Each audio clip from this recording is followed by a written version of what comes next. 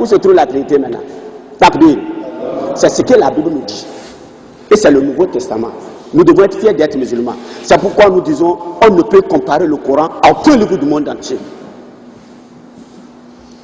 Parce que Dieu a révélé l'évangile à qui? À Jésus-Christ, Isa alayhi salam. Le psaume à David alayhi salam. La Torah à Moïse alayhi salam. Et le glorieux Coran au prophète Muhammad sallallahu alayhi wa sallam. Dieu n'a jamais révélé un livre qu'on appelle Bible. Le mot Bible, tous les chrétiens du monde entier, ils sont d'accord que ce n'est pas Jésus qui a donné ce nom. Ça ne se trouve pas dans la Bible. Mais le mot Coran se trouve dans le Coran. Yasin wa le Coran et l'Aqim. Mais le mot Bible ne se trouve. Qui a donné ce nom? C'est les prêtres. C'est un prêtre catholique du nom de Jean Chrysostome au 5e siècle, qui veut dire l'ensemble des livres. Biblio ou bibliothèque? C'est du mot bibliothèque que le mot Bible est sorti. 40 auteurs différents. L'écrivain le plus ainsi, c'est qui? Paul. Mais si Paul était quoi? Il était un ennemi acharné de Jésus-Christ. La Bible dit il tua et emprisonna plusieurs de ses disciples. Actes chapitre 8, verset 3. Actes chapitre 9, verset 1 à 2. Il les obligea à confesser leurs mensonges envers Jésus-Christ. Actes chapitre 5, verset 31 dit toute personne qui rend témoignage de lui, mais son témoignage n'est pas vrai. Alors que dirais-je du témoignage de Paul? C'est pourquoi Paul nous dit dans 2 Corinthiens, chapitre 11, verset 17, il dit ce que j'ai dit avec l'assurance d'avoir sujet de me glorifier. Je ne le dis pas selon le Seigneur, comme par folie. Quand nous relisons le verset, 2 Corinthiens, chapitre 11, verset 17.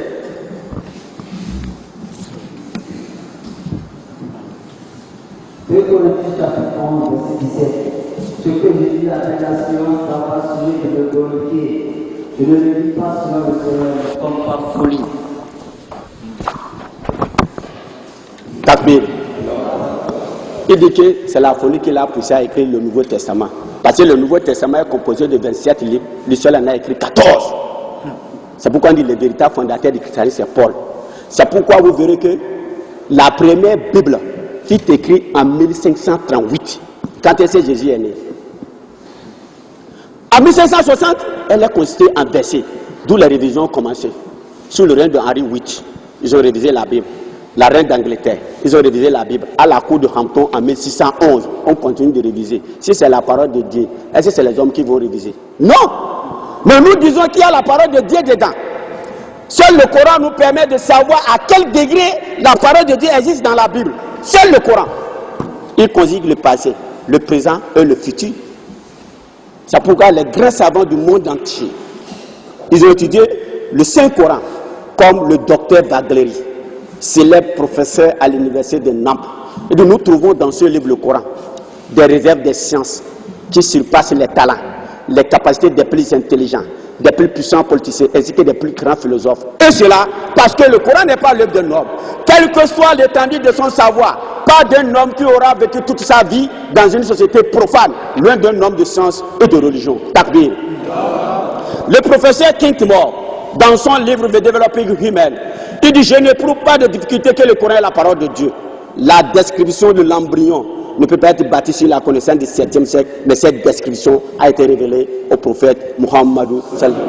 Parlant du prophète Muhammad sallallahu, Voltaire, qui était un ennemi de l'islam, après 40 années d'études religieuses philosophiques, Voltaire déclare avoir dit une fois la vérité. Il dit: la religion du prophète Muhammad sallallahu est sans doute supérieure au christianisme.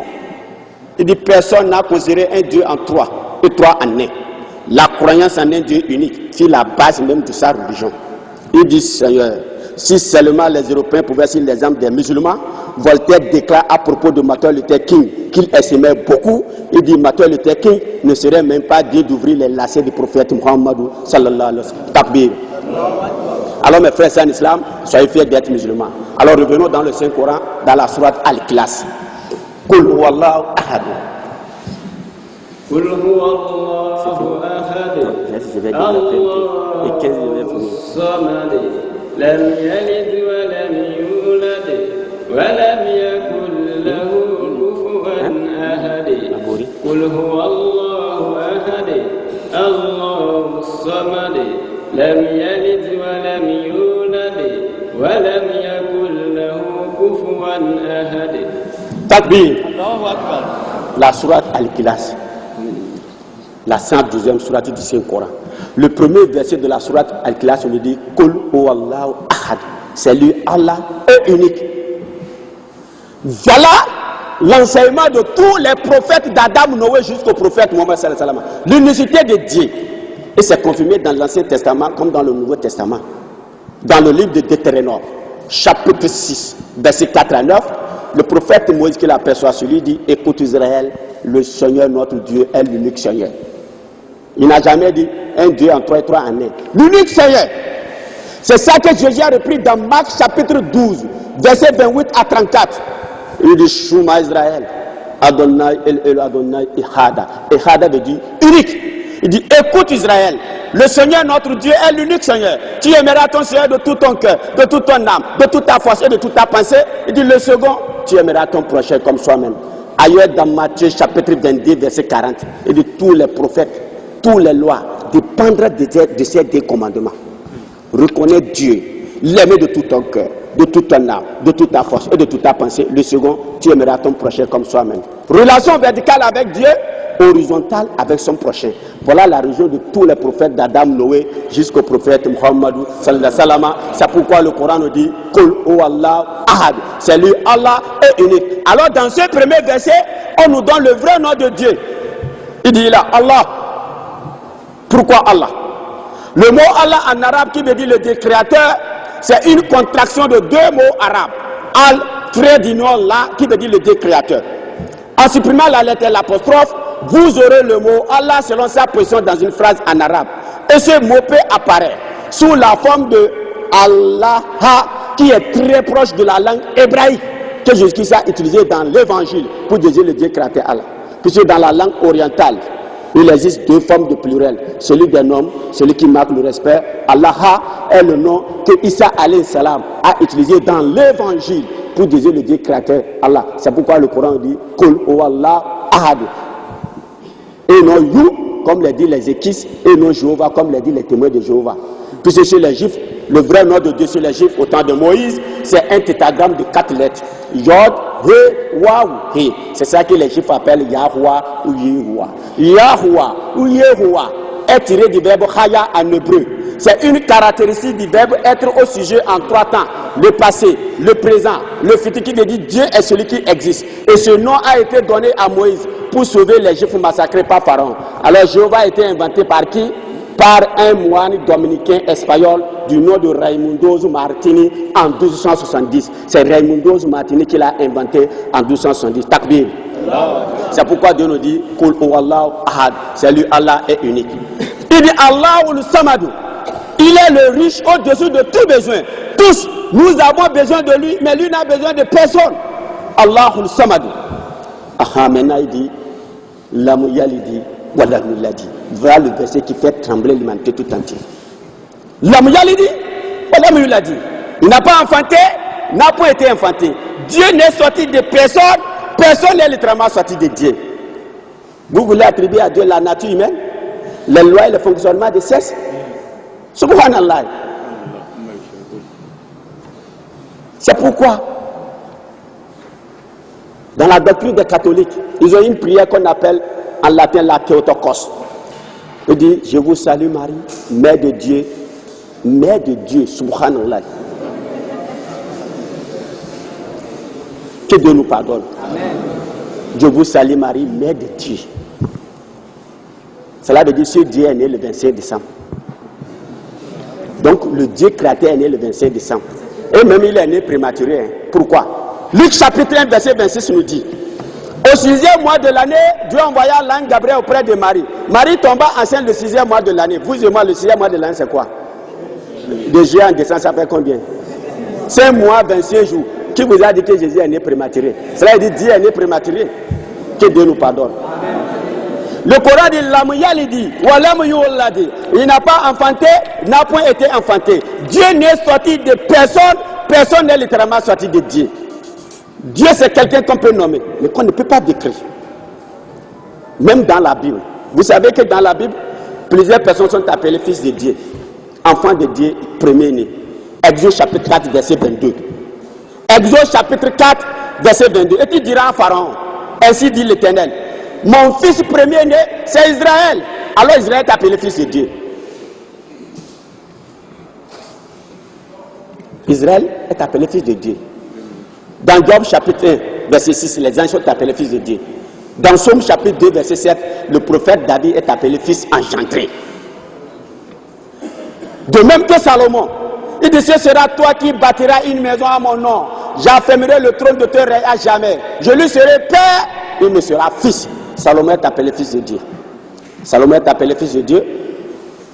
Israël est appelé fils de Dieu. Les anges sont appelés fils de Dieu. David est appelé fils engendré, Daouda. Alors, si tous ceux-là sont appelés fils de Dieu, et Jésus aussi fils de Dieu, cela veut dire qu'il y a tout un conteneur de fils. Subhanallah.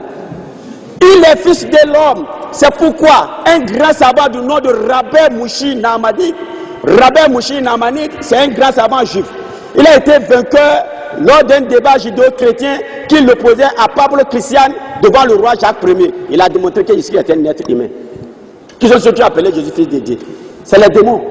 Dans le chapitre 4, verset 44 à 70, la Bible dit Jésus-Christ était écrié. Les démons l'appellent. C'est toi le fils de Dieu. C'est toi le fils de Dieu. Jésus les empêcha, il les blâmait. Parce qu'il savait quoi? Qu'il était le Messie. Christos en grec. C'est le démon qui l'a appelé fils de Dieu. Puisque la Bible, le verset dit Jésus guérit un groupe de malades. Les démons sortaient de ce groupe de malades. Ils criaient. C'est toi le fils de Dieu, c'est toi le fils de Dieu. Jésus les empêcha, il les blâmait. Pourquoi il les blâmait? Parce qu'il n'était pas le fils de Dieu. Puisque pour les juifs, Dieu est un. Il n'a ni femme, ni enfant. Pour eux, le mot fils de Dieu veut dire servant de Dieu. Quelqu'un qui, à cause de son obéissance, est très proche de Dieu comme un fils l'est pour son père. Les chrétiens qui étaient de la critique gréco-romaine ont mal interprété ce terme. Pour eux, le mot fils de Dieu veut dire l'incarnation d'un Dieu. Subhanallah. Aucun des prophètes de Dieu n'a enseigné l'incarnation. Isa alayhi salam n'est pas le fils de Dieu. Il est un envoi de Dieu, envoyé seulement aux enfants de la maison d'Israël. C'est pourquoi le Coran nous dit qu'il est un messager, un grand messager de Dieu. Mes frères et sœurs en islam, alors nous devons être fiers d'être musulmans. Nous devons être fiers d'être musulmans. On ne peut comparer le Coran à aucun livre du monde entier. Et le prophète Mohammed sallallahu alayhi wa sallam, il est le tout dernier prophète qui sauvera l'humanité tout entière. C'est pourquoi le français Lamartine écrivait en 1854. Il dit, si nous prenons l'importance d'objectifs, limitation des ressources, résultats incroyables comme 3 critères pour venir à la génie humaine, qui oserait comparer n'importe qui à Muhammad sallallahu alayhi wa sallam? Les plus célèbres personnalités ont créé des royaumes, des empires qui se sont écroulés devant eux. Cet homme, Muhammad sallallahu alayhi wa sallam, il a à la fois politicien des politiciens, mais pas notre politique de mensonges, philosophe des philosophes, guerrier des guerriers, concurrent d'idées, restaurateur d'un dogme rationnel, d'un culte, fondateur de 20 empires terrestres et d'un empire spirituel. Takbir.